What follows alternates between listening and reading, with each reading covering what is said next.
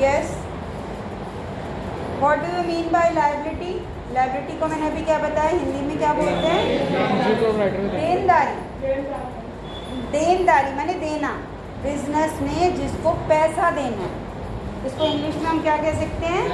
It is the liability means amount owed money की payable, जो कि पैसा देना है बाय द बिजनेस, जो बिजनेस को पैसा देना है। बिजनेस बहुत तरह की क्रेडिट ट्रांजेक्शन्स करता है, जैसे किसी से उधार पे माल ले लिया तो उसके पैसे देने हैं, जैसे किसी से सर्विसेज ले ली, किसी का कोई अपॉइंट कर रखा है, उनकी सैलरी देनी है, रेंट देना है, रेंट किसी की बिल्डिंग यूज़ करी है उसका रेंट देना है। तो ये सारा क्या होता है, ये क्या है? लायबिलिटी। कोई मशीन खरीदी है, उसका कुछ पेमेंट किया, कुछ अभी रहती है, तो ये भी क्या हो गई? लायबिलिटी। लायबिलिटी यानी बिजनेस को जो पैसा देना है, दैट इज लायबिलिटी। तो लायबिलिटी जो है वो दो तरह की होती है, इंटरनल और एक्सटर्नल। इंटरनल कल मैंने बताई थी। इंटरनल लायबिलिटी को क्या कहते हैं? जो पैसा बिजनेस ने बिजनेसमैन को देना है, और उसको क्या कहते हैं? बिजनेसमैन जब बिजनेस में पैसा लगाता है वो क्या होता है? कैपिटल। और कैपिटल क्या होती है? बिजनेस की लायबिलिटी होती है बिजनेसमैन के प्रति। समझ में आ गया? तो लायबिलिटी को हमने बोला अमाउंट, और do mean by liability? Amount owed by the business. बस छोटा सा बात है, जो पैसा बिजनेस ने देना है, दैट इज लायबिलिटी। समझ में आया? तो आज हम सीख रहे हैं।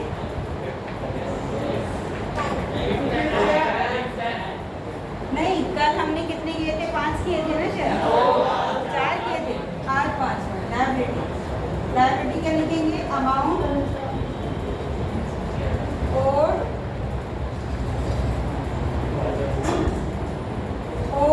ओड मनी क्या होता है? पेएबल, जो अमाउंट जो है बिजनेस ने देना है, पेएबल।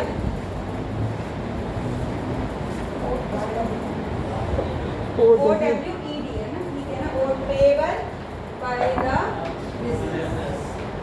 बिजनेस ने जो पैसा देना है वो क्या होता है? लायबिलिटी। और लायबिलिटी कितने तरह की होती है? 2 तरह। Liability can be of 2 type. एक तो कैसी होती है? इंटरनल, और दूसरी कौन सी होती है? एक्सटर्नल। इंटरनल जैसे कि कैपिटल, जो बिजनेस को बिजनेसमैन को पैसा देना है, या बिजनेस को अपने एम्प्लॉय, वैसे एम्प्लॉयज़ को पैसा, एम्प्लॉय भी बाहर के लोग माने जाते हैं, मैंने बोला था ना, एम्प्लॉयज़, वर्कर्स, ये सब कौन से होते हैं? एक्सटर्नल होते हैं लोग। तो इनको भी जो पैसा देना है वो भी क्या होता है? External liability. तो एक्सटर्नल लायबिलिटी में कौन कौन से लोग होते हैं? जैसे किसी से उधार खरीदा है माल, तो वो क्या हो गए? क्रेडिटर। और बैंक ओवरड्राफ्ट है, बैंक लोन है, और बिल पेएबल, ओवरड्राफ्ट है, बिल्स पेएबल है। अभी ये बताएंगे बिल्स पेएबल क्या होता है, ये सब समझाऊंगी। अभी बस आप इतना समझ, ठीक है? बैंक ओवरड्राफ्ट लिखा है ना, बैंक ओवरड्राफ्ट है, बैंक लोन है, किसी और से लोन ले रखा है, वो भी लायबिलिटी है। क्रेडिटर्स होते हैं, क्रेडिटर वो होते हैं जिससे हम उधार माल खरीदते हैं। समझ में आया? पैसा, वो जो माल का मतलब गुड्स, जिसको हम अकाउंट्स में बोलते हैं, जिसमें हम बिजनेस डील कर रहे हैं। अगर मेरा डेस्क बनाने का बिजनेस है, तो डेस्क अगर मैं कहीं से लेती हूँ, इसका जो रॉ मटेरियल मैं खरीद रही हूँ, उसके लिए स्टील खरीदती हूँ, मान लो मैंने इसके लिए 1 लाख का स्टील खरीदा, ये प्लेट खरीदी, और इसके मैंने 50,000 पे किया, 50,000 अभी रहते हैं, तो ये क्योंकि बिजनेस मैं इसका कर रही हूँ, तो ये क्या होएगा? क्रेडिटर। समझ लो ये है, मेरे को स्टील प्रोवाइड करता है। क्या नाम है बेटे आपका? हाँ, विकास। विकास देता है, विकास ने मेरे को 1 लाख रुपये का माल दिया, लेकिन मैंने तो सिर्फ 50,000 दिए। जो 50,000 रुपये मैंने जो इसको देने हैं, तो ये क्या हो गया? मेरा क्रेडिटर। और मैं क्या होंगी? इसकी डेटर। मैं क्या होंगी? इसके लिए डेटर। ये और ये मेरा क्या है, लेनदार, क्रेडिटर। तो ये सब ये क्या होती है, एक्सटर्नल लायबिलिटी, बाहर के लोगों के जो पैसे देते हैं। इंटरनल लायबिलिटी माने बिजनेस जो उसका ऑनर है उसको पैसे देने, जिसको हम क्या कहते हैं, कैपिटल। समझ में आ गया। तो ये क्या होगी, लायबिलिटी। लायबिलिटी को आगे हम टाइम के, ये तो ऑनरशिप के हिसाब से बांटा है। इसके अलावा लायबिलिटी को हम टाइम के हिसाब से बांटते हैं, that is current liability. This classification is ownership classification.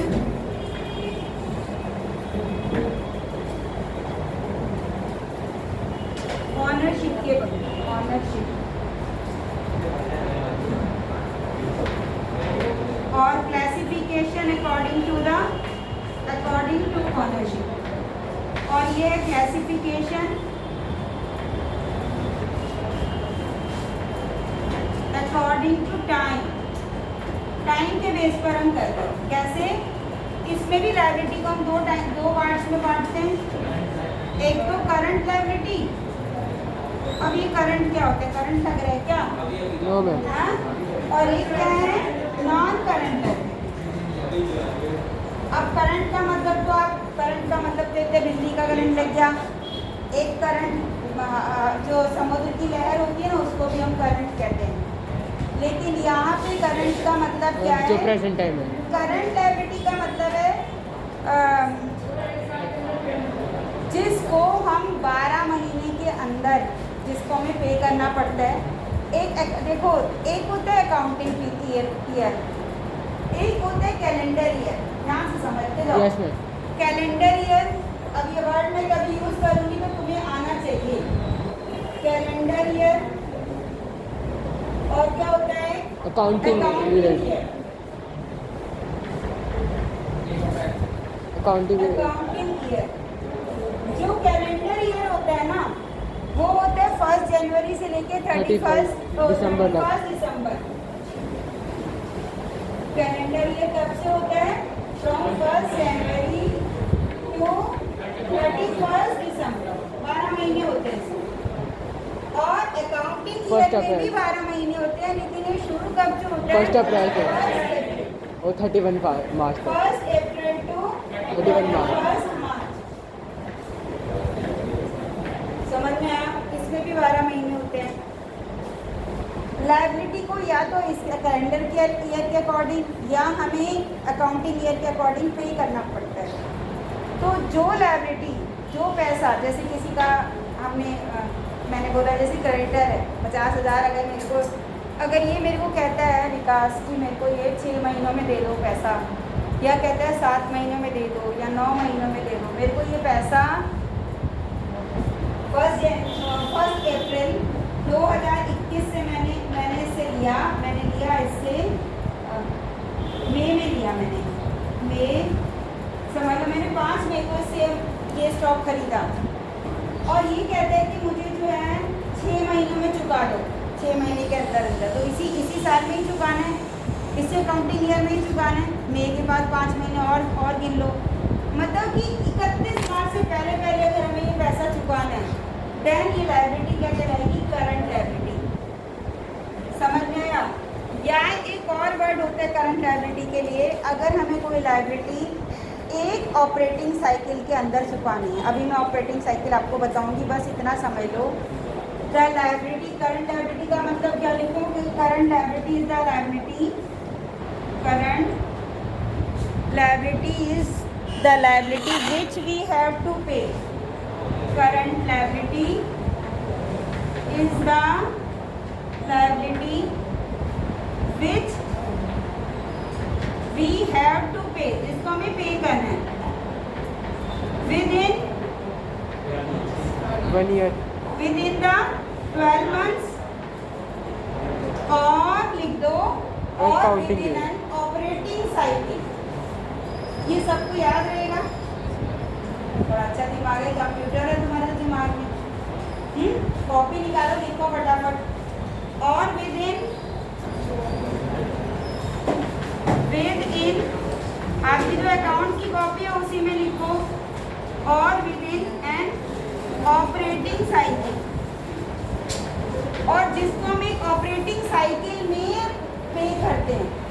अभी ऑपरेटिंग साइकिल बताती हूँ किसे कहती हूँ। अभी पहले दोनों को कर लो। नॉन करेंट लायबिलिटी क्या होती है? 12 महीने के बाद अगर विकास कह देता है कि ये पैसे अब अगले साल दे देना, तो यही लायबिलिटी क्या बन गई? Non current. समझ में आ रहा है? तो non current liability is that liability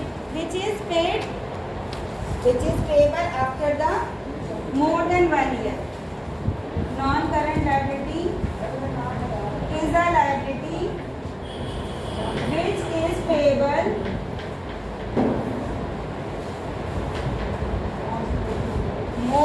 after more than 1 year. After a period which is payable after a period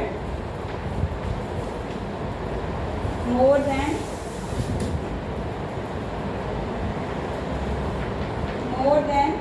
1 year या और more than an operating cycle. ये जो ऑपरेटिंग साइकिल का जो टर्म है ये यूज़ होता है 12th में, और ये वैसे भी कहीं यूज़ होएगा, आपको पता चल होना चाहिए क्या होता है। आपकी बुक में भी दिया हुआ है, आप अपना पेज पलटोगे तो आपकी बुक में यहाँ जहाँ देखो पीछे जहाँ लिखा है क्लासिफिकेशन ऑफ लायबिलिटी, इसमें नीचे देखो जहाँ लिखा है ऑपरेटिंग साइकिल मीन्स, नीचे से देखो 3-4 लाइनें ऊपर, इसको अंडरलाइन करो। Operating cycle means the time between the acquisition of an asset for processing and its conversion into the cash and cash equivalent. इसका क्या मतलब है बताऊंगी मैं। If the operating cycle can not be identify it is taken to be a period of 12 months. अभी बताती हूँ इसका क्या मीनिंग है। आप ये ऑपरेटिंग साइकिल का डेफिनेशन यहाँ से देख के लिख लो। काट के लिखना, पूरा एज इट इज लिखना। यहाँ पे लिखा ऑपरेटिंग साइकिल। मिल गया सबको? अब ये ऑपरेटिंग साइकिल क्या होती है? मैंने बोला या तो 12 महीने के अंदर या तो पेबल हो, या एक ऑपरेटिंग साइकिल के अंदर। ये ऑपरेटिंग साइकिल क्या होता है लिख लिया आपने। ये ऑपरेटिंग साइकिल क्या होता है, जैसे कि मैंने इसने बोला कि ऑपरेटिंग साइकिल वो समय होता है जिसमें हम कोई एसेट एक्वायर करते हैं। जैसे कि मान लो हमने, जैसे मैं कहती हूँ कि मेरा ये स्टील की डेस्क बनाने का बिजनेस है, तो इसमें मैं पैसा लगा रही हूँ। इसमें मैंने पहले ये स्टील की चादरें खरीदी, फिर मैंने इसमें पेज जो भी सामान था मैंने इसके लिए लिया, पैसा लगाया ना, तो ये क्या करा, जो स्टॉक होता है ना वो भी एसेट होता है। तो एसेट को एक्वायर करने में पैसा लगा के उसको प्रोसेस किया, मैंने चादरें खरीदी, फिर उसके बाद इसके डेस्क बनवाई, वापस डेस्क बना के मैं अपने पास तो नहीं रखूँगी, फिर क्या करूँगी, उसको सेल करूँगी। फिर उसको सेल करा तो उसके बाद फिर क्या आ गया, हमारे पास पैसा आया, कैश आ गया, या फिर हम डेटर या तो कैश आ जाएगा, या वो कह देगा हम जितना बेचेंगे वो हमें डेटर होंगे, वो हमारे। एक मिनट इसको बंद करना बेटे, थोड़ी सी देर बंद करो, आवाज़ ना कम, ज़्यादा ज़ोर से नहीं बोलना पड़ता, थोड़ी सी 2 मिनट। और लाइट मत बंद करो, फैन थोड़ा सा फैन अभी खोल दूँ। अच्छा लग रहा था ना, जैसे फैन बंद हुए तो शांति हो गई, अभी खोल दूँगी, गर्मी लगती है बंद करने तो। लिसन, आप समझ लो एक बात को, जैसे अगर मैं ये कहूँ कि मेरा स्टील के डेस्क बनाने का बिजनेस है, पहले मैंने क्या किया, एक्वायर किया। इसमें क्या लिखा है, फॉर, देखो इसकी जो डेफिनेशन समझो, operating cycle means the time between the acquisition of an asset. Acquisition of an asset का मतलब होता है एसेट को एक्वायर किया, मैंने उसको पैसे देके हमने खरीदा। यहाँ पे एसेट क्या एक्वायर की है, ये जो माल, कच्चा माल, जो स्टील की चादर, पेज, पेंट, जो भी मेरे को सामान चाहिए इस डेस्क को बनाने के लिए, मशीनें जिससे ये जाली बनाई है, जो लोग सब, ये जो मशीनें खरीदी, जो मैंने इसमें ये जो माल खरीदा, ये सब क्या है, मेरी एसेट। फिर इससे मैंने प्रोसेस किया, मैंने प्रोसेस करने का मतलब है इस डेस्क को बनाया। एसेट एक्वायर करने में जो टाइम लगा, इस डेस्क को बनाने में टाइम लगा, फिर इसको सेल करके वापस कैश को बनाने में जो टाइम लगा, क्या है? Acquiring an asset. अगर हम ये कहें acquiring an asset, then processing, process किया, जैसे इसमें हम कह रहे हैं डेस्क बना दिया, प्रोसेसिंग, और फिर क्या करा? सेल करके वापस क्या होगा? Conversion in cash, conversion in cash. ये इसको क्या कहते हैं? यहाँ से शुरू होता है, यहाँ से, फिर यहाँ से यहाँ गया और यहाँ से इसमें आ गया, फिर इसके बाद कैश से फिर हम एक्वायर करते हैं एसेट को, फिर हमारे पास कैश आ गया, फिर हम कच्चा माल खरीदते हैं। तो ये जो एक cycle, it is called operating cycle. क्या बोलते हैं इसको? Operating cycle.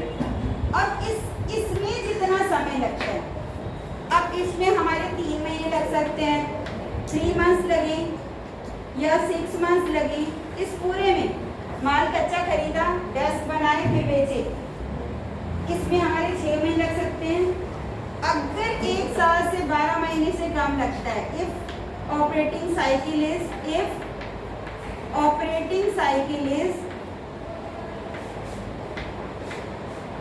लेस देन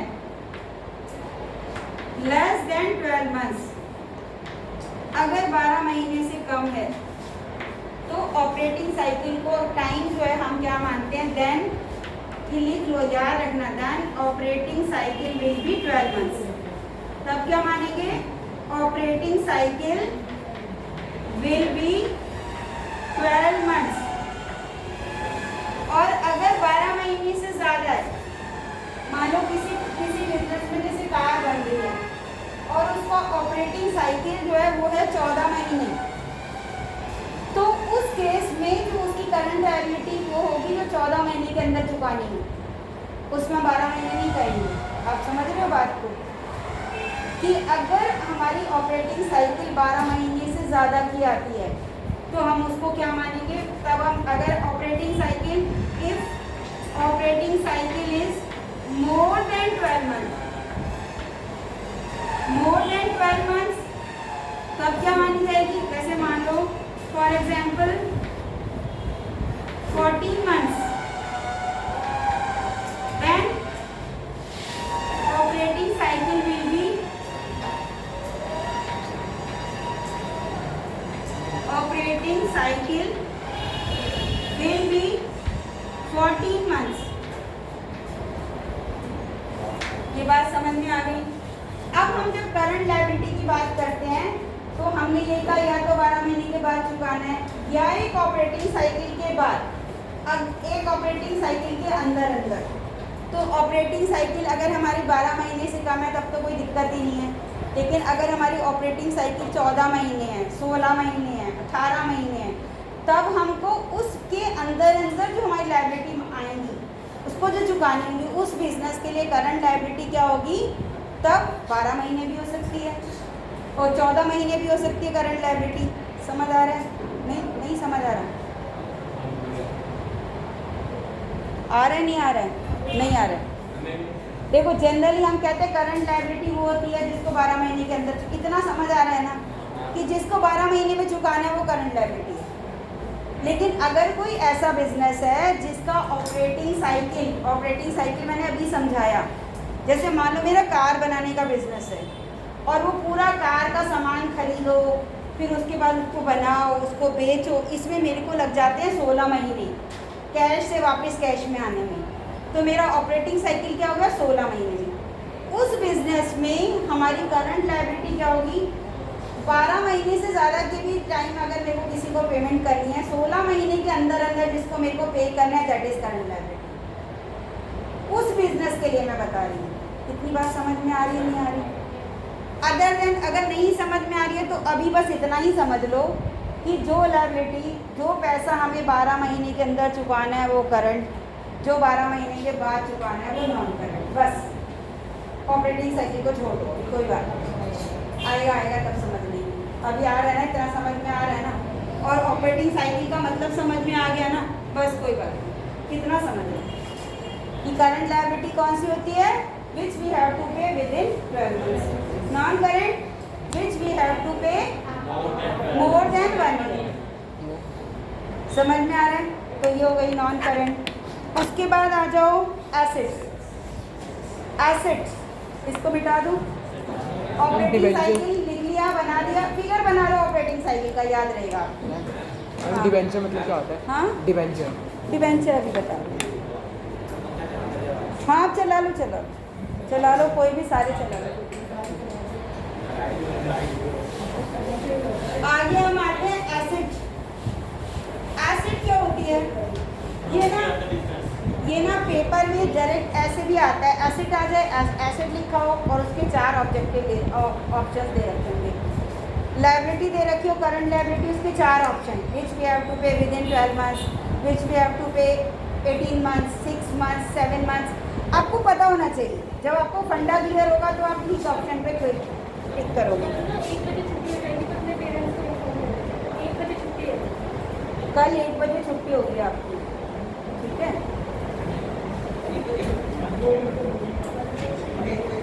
आगे देखो, लिसन।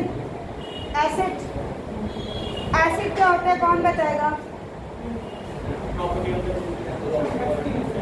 प्रॉपर्टी होती है, आसान एक शब्द में कहें तो एसेट क्या होती है? बिजनेस की प्रॉपर्टी। एसेट को देखो, आपकी बुक में देखो, व्हाट इज एसेट्स?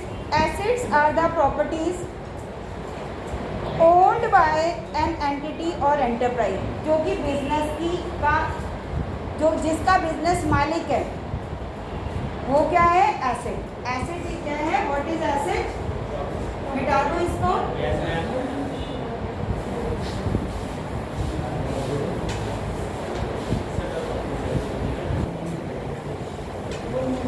क्या लिखेंगे? What is asset? Asset are the properties owned by an enterprise, ऐसे लिख लो। Assets, assets are the properties owned by, owned मानी क्या होता है? एक होता है ओड, देखो एक वर्ड है ओड, ओड मतलब देना। एक वर्ड है ओन्ड, ओड मानी होता है हमें किसी के पैसे देने, ओन मानी होता है कि हम इसके मालिक हैं।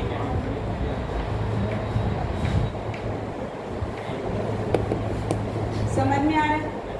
तो इसमें ओड माने पैसे देने, और ओन माने क्या है? हम इसके मालिक हैं। तो प्रॉपर्टीज जो है जिसका बिजनेस मालिक है, assets are the properties owned by an enterprise, जिसकी की एंटरप्राइज जो है, जिसका की बिजनेस जो है वो मालिक है। अब ये क्या होती है? इसके ये एसेट जो होती है ना, ये 2 तरह की होती है, एक टेंजिबल, एक इनटेंजिबल। 1 मिनट पहले एसेट का एग्जांपल लिख लो। एसेट कौन कौन सी होती है? जैसे कि land and building, for example लिख लो यहाँ पे, for example stock, land and building, debtors. मैंने लिखवाई हुई है ना पहले आपको asset, yes sir. Land and building और फर्नीचर, कॉपीराइट, और copyright. Machinery, bank balance, stock, bank balance, cash, bank cash, goodwill, bank का होने का पेटेंट, कॉपीराइट, मैम डेटर्स, और भी बहुत सारे, ट्रांसपोर्ट, व्हीकल, हाँ व्हीकल्स एंड एक्सेट्रा, बहुत सारे और भी हैं। बिल रिसीवेबल्स, प्रीपेड एक्सपेंसेस हैं, बिल रिसीवेबल्स हैं। अभी आप बताइए कितना हो गया? इनको हम 2 पार्ट्स में बांटते हैं, एक टेंजिबल और एक इनटेंजिबल। टेंजिबल एसेट्स वो होती हैं जिसको हम which can be seen, which can be touched, which can be sale and purchase. Cell purchase तो इंटेंजिबल को भी कर पाते हैं। या हम कह सकते हैं tangible assets are those assets. हाँ मैंने बोला करेक्ट कर दिया बेटे, मैंने उसी समय ही कहा हाँ इंटेंजिबल को भी बेच। सुन तो लो, टेंजिबल एसेट्स एकदम पकड़ लेते हैं। और टीचर ने कहा गलत कर दिया, इसको पकड़ लो, है ना। Tangible assets are those assets which has physical existence, जिसकी फिजिकल एग्जिस्टेंस होती है।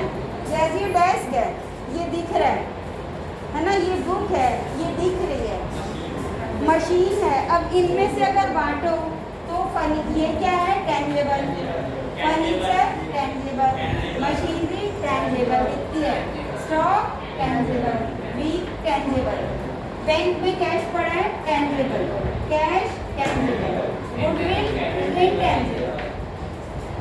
समझ में आया? Intangible, patent intangible, copyright intangible. समझ में आया? अब इसमें पेटेंट क्या होता है, कॉपीराइट क्या होती है, ये नेक्स्ट कल जो क्लास होगी उसमें बताते हैं। याद दिलाना शुरू होने से करेंगे, ठीक है।